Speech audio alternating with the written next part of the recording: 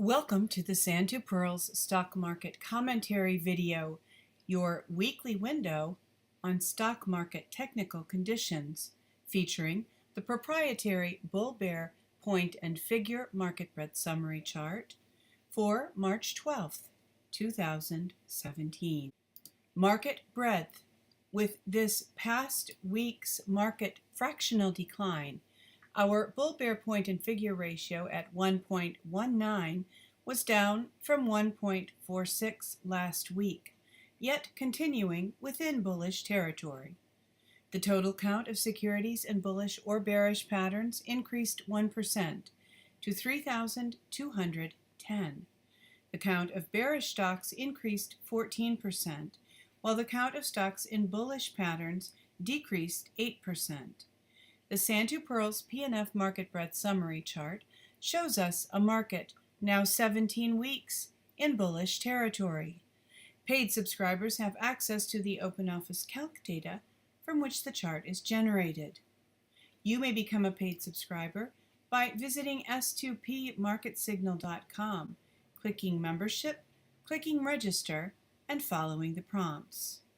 To receive the weekly stock market commentary via email, free of charge, simply enter your email address in the space provided and click Subscribe. The well-known market breadth indicator, the Nasdaq McClellan Summation Index, fell 230 points for the eighth decline in 17 weeks. At a positive 76.98 points, it has fallen below the November 2014 top and the March 2015 top, and continues below the December 2016, April 2016, May 2016, and August 2016 tops above plus 100, as well as continuing above all 5 bottoms below minus 100 in the last 3 years.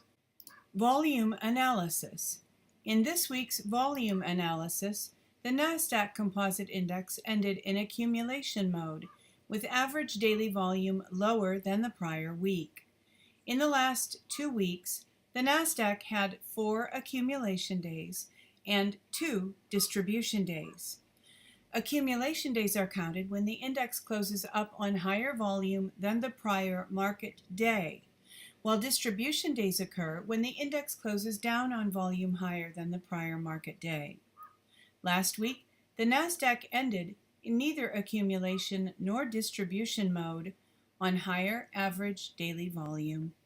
Momentum, now at a positive 60.83, down from a positive 71.21 last week.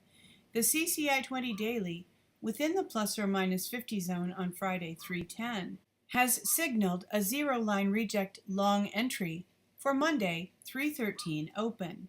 We will follow the results of this trade simulation in next week's commentary. In Woody's CCI trading system, 6 consecutive bars above or below zero are required for a change of trend. The weekly CCI 20 of the Nasdaq Composite Index began a Woody's uptrend 45 weeks ago, while the daily CCI 20 began a Woody's uptrend 16 weeks ago. The CCI 20 weekly has fallen to a positive 122.02 from a positive 146.22 last week. We await the return of the CCI 20 weekly to the plus or minus 50 range for another potential trade. Industry rotation the last 2 weeks. All of the top 5 industries are positive, and all of the bottom 5 are negative. Summary, some tech and banking on top. Gold and silver and REITs on the bottom. Bullish, KBW Bank and Comp Tech continue in the top 5. Semis and disk drives have entered the top 5. Gold and silver continues in the bottom 5. Oil services has entered the bottom 5. Brokers has left the bottom 5. Bearish, REITs has entered the bottom 5. Focus this week from www.zerohedge.com. As retail investors flood into stocks, professionals are dumping speculative longs. By Tyler Durden. The following are some key points and charts. Fear of missing out is quickly becoming the go-to phrase for what's left of America's stock market investors. As the Wall Street Journal reports, investors have poured money into stocks through mutual funds and exchange-traded funds in 2017, with global equity funds posting record net inflows in the week ended March 1st, based on data going back to 2000, according to fund tracker EPFR Global. Inflows continued the following week, even as the rally slowed. People went toe in the water, knee in the water, and now many are probably above the waist for the first time, said J.J. Kinahan, Chief Market Strategist at TD Ameritrade. Bullishness among Wall Street newsletter writers reached 63.1%, the highest level since 1987, a week ago in a survey by Investors Intelligence, before falling to 57.7% this past week.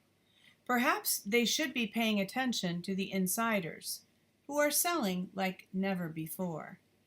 Ned Davis Research points out that insider selling has been elevated enough to trigger his firm's in-house bearish signal for 11 weeks in a row, the longest stretch since 2014. And the utter lack of breadth in the market's most recent advance.